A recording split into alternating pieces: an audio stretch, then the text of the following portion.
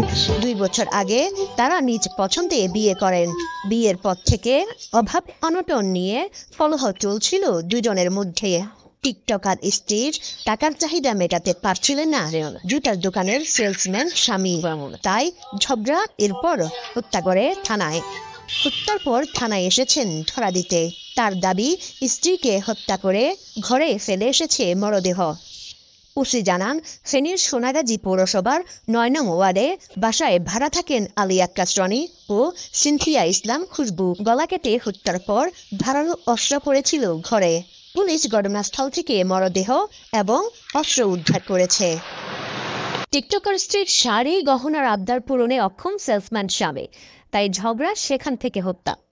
স্ত্রীকে হত্যা করে থানায় আত্মসমর্পণ করেন স্বামী। ফেনীর সোনাগাজীতে এ ঘটনায় তোলপাড় পুলিশ, মরদেহ উদ্ধার করেছে, মামলার প্রস্তুতি চলছে।